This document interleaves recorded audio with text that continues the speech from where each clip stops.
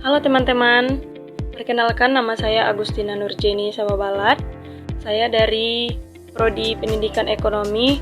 Di sini saya akan membahas mengenai tentang perdagangan internasional atau konsep perdagangan di dalam luar negeri. Nah, pengertiannya, apa yang dimaksud dengan perdagangan internasional? Yaitu aktivitas perdagangan yang dilakukan oleh penduduk suatu negara dengan penduduk negara lain atas dasar kesepakatan bersama. Yang kedua, individu per individu ke pemerintah dan pemerintah ke pemerintah. Kenapa melakukan perdagangan internasional? Yang pertama, karena adanya perbedaan harga barang, dan yang kedua, adanya perbedaan hasil produksi, dan yang ketiga, adanya keinginan untuk meningkatkan konsumsi. Ada juga faktor-faktor yang mendorong melakukan perdagangan internasional. Yang pertama, ada perbedaan kemampuan penguasaan keterampilan, ilmu pengetahuan dan teknologi dalam mengolah sumber daya. Dan yang kedua, adanya kelebihan produk dalam negeri, dan yang ketiga perbedaan kekayaan sumber daya alam, iklim tenaga kerja, sumber penduduk, dan berikutnya adanya keberagaman selera terhadap suatu barang yang dihasilkan negara lain. Memenuhi kebutuhan barang dan jasa dalam negeri yang dapat diberikan oleh negara lain, memperoleh keuntungan dan meningkatkan pendapatan negara, keinginan membuka kerjasama hubungan politik, dan dukungan dari negara lain sebagai konsekuensi globalisasi. Ada juga dampak positif perdagangan internasional. Yang pertama, menambah kesempatan kerja. Yang kedua, mendorong kemajuan ilmu pengetahuan dan teknologi. Yang ketiga, adanya sumber pemasukan kas negara. Yang keempat, menciptakan efisiensi dan spesialisasi. Kemudian, yang kelima, memungkinkan konsumsi lebih luas dari suatu negara dan menstabilkan harga. Dampak negatif perdagangan internasional yaitu produk dalam negeri kurang diminati karena industri dalam negeri kalah bersaing. Dan yang kedua, adanya pola konsumsi masyarakat yang meniru konsumsi negara maju, masyarakat juga menjadi lebih konsumtif. Dan berikutnya, adanya persaingan tidak sehat seperti adanya praktek dumping dan lain-lain. Pengaruh PI terhadap keseimbangan supply dan demand. Ekspor akan meningkatkan permintaan masyarakat, yaitu jika jumlah barang dan jasa yang diinginkan masyarakat di dalam negeri, sebaliknya impor akan menurunkan permintaan masyarakat di dalam negeri. Permintaan masyarakat akan mempengaruhi kesempatan kerja dan pendapatan nasional, dan di antara lain akan tergantung pada besarnya ekspor neto, yaitu selisih antara ekspor dan impor. Jika pada dasarnya suatu negara seperti Indonesia mampu memproduksi dan menyediakan kebutuhan yang memang dibutuhkan dan secara tetap bersaing dalam perdagangan internasional, maka terlihat dalam keseimbangan supply dan demand di Indonesia.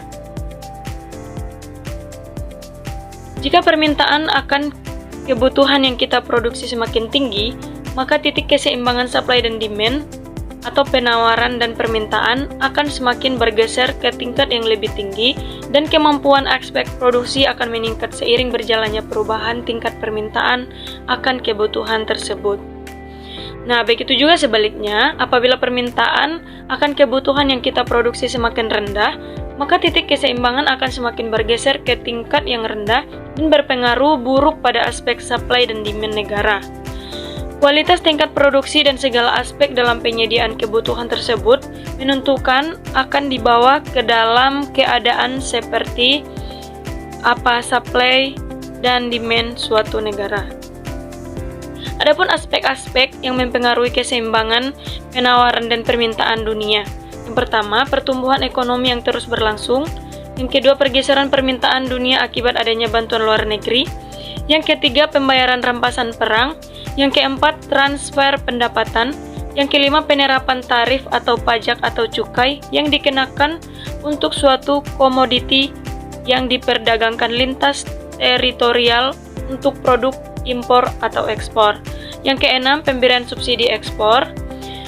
Berikut pengaruh PI terhadap pendapatan nasional. Ditinjau dari perhitungan pendapatan nasional berdasarkan pendekatan pengeluaran atau expenditure approach dapat dirumuskan sebagai berikut. Dapat kita lihat rumusnya. PDB atau produk domestik bruto, yaitu C. Konsumsi ditambah investasi tambah government tambah ekspor dan impor atau X kurang M. Kita lanjut teman-teman. Berikut pengaruh PI terhadap aspek mikro perusahaan. Suatu perusahaan memegang peranan penting sebagai pelaku dalam perdagangan internasional. Hal ini tentunya membawa pengaruh terhadap perusahaan itu sendiri, dikarenakan kualitas dan kuantitas kebutuhan yang diperdagangkan di pasar internasional tergantung pada perusahaan itu sendiri. Nah, tingkat produksi, kualitas dan kuantitas sumber daya, kemampuan bersaing, dan keadaan perekonomian, serta segala aspek yang telah kita bahas di atas, bisa menentukan semua hal yang berpengaruh pada aspek mikro perusahaan. Nah, pengaruh aspek internasional terhadap aspek mikro perusahaan adalah menganalisa pasar beserta mekanismenya yang membentuk harga relatif kepada produk dan jasa, dan alokasi dari sumber terbatas di antara banyak penggunaan alternatif. Aspek mikro perusahaan menganalisa kegagalan pasar, yaitu ketika pasar gagal dalam memproduksi hasil yang efisien. Yang kedua, sebaliknya, perusahaan akan memasarkan produknya di dalam maupun di luar negeri. Variabel yang menentukan besarnya revenue yang akan diperoleh adalah P dan Q produk yang dihasilkan dan terjual. Ini pun akan dipengaruhi oleh fluktuasi kurs Forex atau Forex rate. Ketiga, tingkat keuntungan atau profit perusahaan akan ditentukan oleh selisih antara total revenue dan total cost. Maka secara makroekonomi, baik langsung maupun tidak langsung, ekonomi dan keuangan internasional berpengaruh terhadap perusahaan. Nah, proyeksi keadaan perdagangan internasional Indonesia atau ekspor dan impor dengan adanya digital marketing. Apa dampak terhadap negara? Di situ bisa kita lihat dampaknya dari PDB atau produk domestik bruto dan aspek ekonomi lainnya. Baiklah, sekian dari saya teman-teman. Mungkin ini saja yang bisa saya sampaikan. Jika ada kekurangan atau kesalahan dalam berkata-kata, saya memohon maaf. Terima kasih.